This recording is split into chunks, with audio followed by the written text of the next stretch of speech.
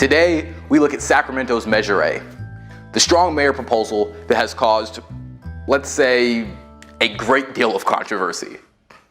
Let's take a look. Sacramento's strong mayor proposal will be on the ballot this November. Measure A, Measure A. More authority, veto power. Measure A. Measure A. Measure A. More power. Strong mayor, strong mayor. It's time for us to take a stand against tyranny. Vote no on Measure A. Let me explain.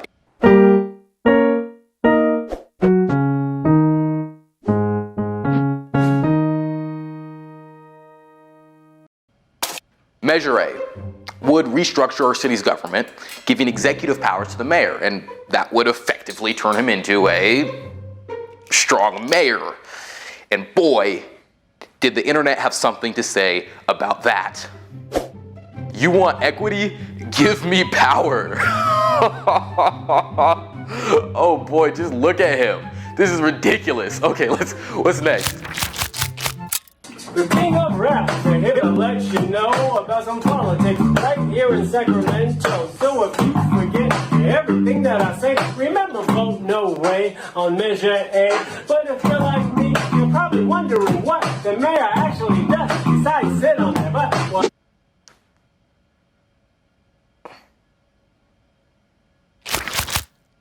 okay, now that one there, that's just a cat.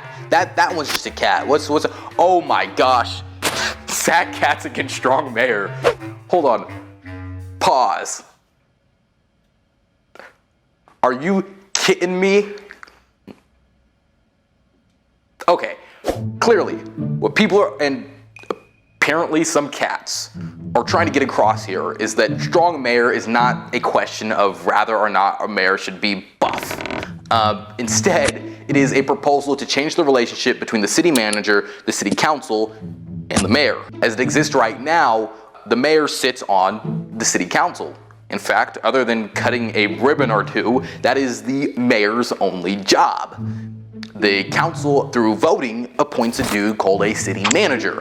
The city manager does the things that most people probably imagine a mayor does. His role is often referred to as being the CEO of the city, and he is responsible for creating the city's budget. Now, this structure is called a council manager structure. If Measure A were to pass, here's what would change. First, the mayor would vacate his seat on the city council and he'd be given executive powers. The city manager would now work under the mayor. The city council, when they pass legislation, the mayor has the unique authority to veto it. Now, the city council can override his veto with 6 votes. So the city council in this equation is still pretty powerful, right?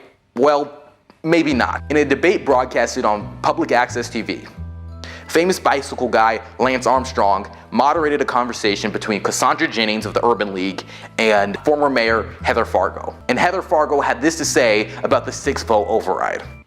The override that Cassandra is talking about is pretty much a moot issue because there's no way, if the mayor has this much power, that the council members are going to risk losing their projects and priorities by upsetting a mayor, unless it's a really grave decision. I think that's just a ridiculous concept. It doesn't work in the legislature, and it's not going to work there either. So she's basically saying that although the city council can override a veto, members of the city council may think twice before doing so, concerned that the mayor may hold it against him. I will never, ever forget. Now, Darrell Steinberg is definitely not Frank from House of Cards. And if he's supporting it, I'm sure there are some positive things that make his good intentions very clear. Let's take a look. We have, it makes the ethics commissions permanent. That's good. Social equity. There are several components of Measure A to address equity. Human rights, fair housing, the ethics commission, the racial and gender lens, and then the $40 million. This is equity in its purest form. That sounds good. So Cassandra Jennings is referring to a $40 million set-aside that is tacked onto this measure. Okay, so if this measure were to pass, the mayor would be in charge of the budget, and he's already making certain guarantees about what that budget is going to look like. Okay, cool. So the $40 million, that is definite. Right? The mayor himself has referred to the $40 million as aspirational. Well, if it either is in the charter or it isn't. Wait. So this $40 million is set aside, kinda? Let's examine. So the text reads, a specific amount equal to or greater than $40 million, which must be adjusted annually.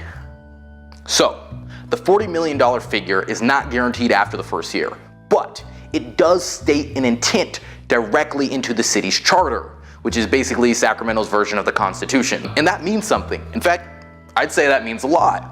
So where's this $40 million coming from? Who's footing the bill? Heather?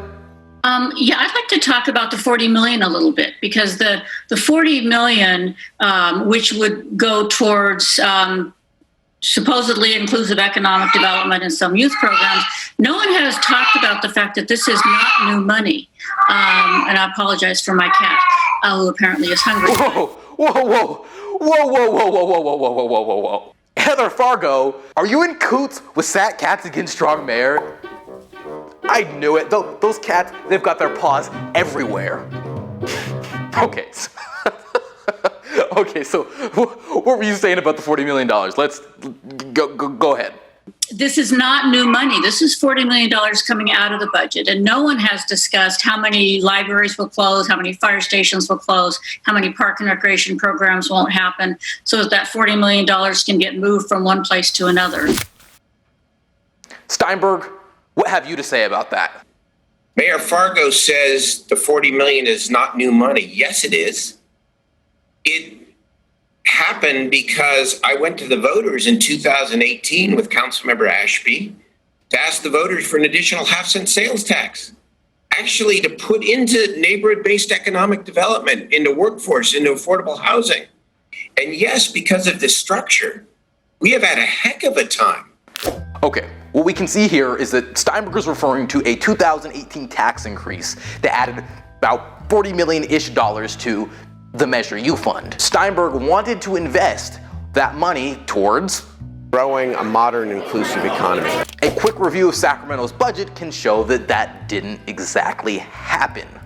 Now, a lot of people give Darrell Steinberg a really hard time about this 2018 Measure U thing. The argument is best put by Dr. Flojana Coffer, or Flo. You said, and words matter to me, you said we don't have Measure U money, but we do. We have $80 million scheduled to come in and Measure U money.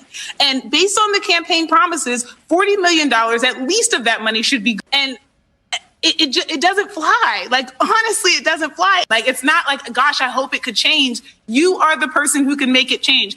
We can't dance around these numbers, Mr. Mayor. Like, that doesn't make sense.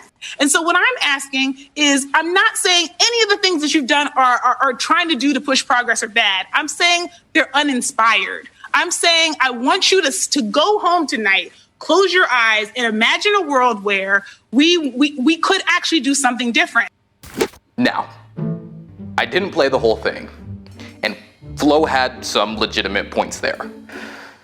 But there's a moment where she tells Darrell to close his eyes and imagine something better. Maybe he closed his eyes and imagined Measure A, because it gives him the ability to do exactly the sorts of things that people seem to expect from him. After all, keep in mind, he's just one dude on a city council of 9 people. A council that could come together for growing a modern, inclusive economy. Heather Fargo, perhaps best, makes that point here. There could be an increase in equity, but that could be done now with 5 votes. If this council and this mayor are so committed to equity, then step up, get 5 votes, and move these measures through. So, as strong mayor with the job of proposing the city's budget, he would have the ability to make good on his 2018 promise. But let's be clear, he'd have the ability to make good on that promise by bypassing politics and bureaucracy that are currently in place.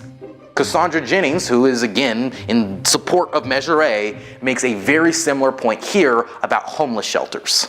I will say that Measure A will certainly improve and address public safety, including homelessness, in some specific ways. Let me give you an example of homelessness that we have been trying to address. And I agree that everybody has been trying to do their best, but the issue still remains. In San Diego, they were able, through an executive order, to put up shelters and to do it very swiftly and quickly within 3 to 4 months. In Sacramento, it has taken us forever. Cassandra Jennings pointed out that a strong mayor could build homeless shelters a heck of a lot faster, like they did in San Diego. But here's the thing. Part of the reason it takes so long to build homeless shelters is finding a good location.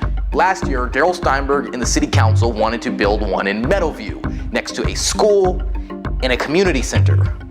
Larry Carr, the city council member representing that district, very passionately had this to say.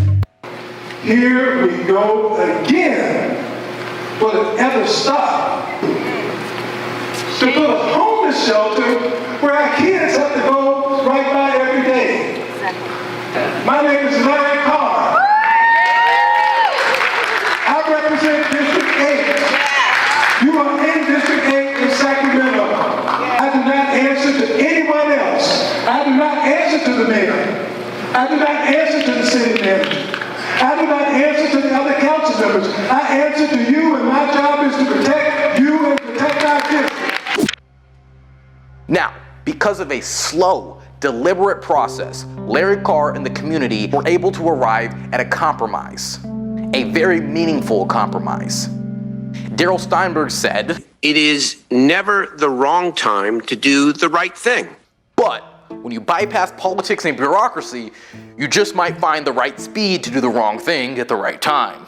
Now, when you get to this point, you've got to look at who's supporting what.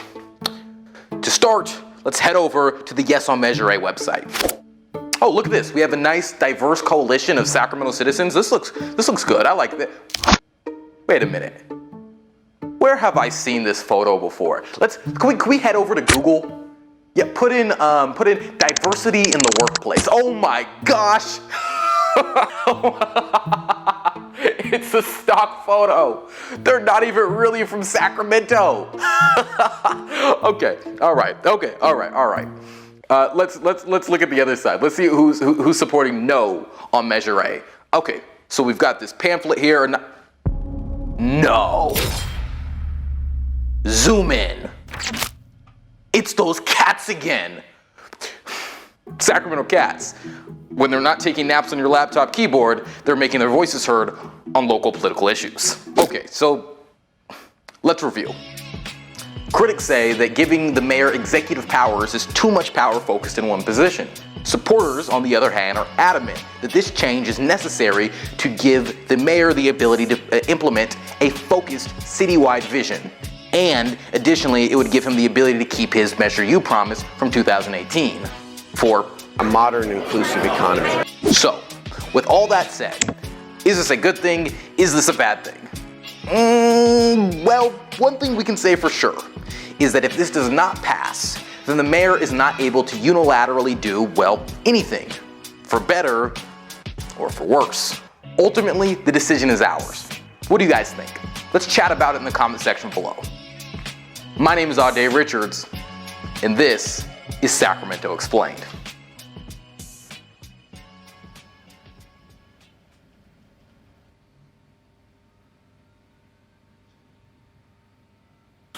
Cut. Oh man, what a take. God, Steinberg!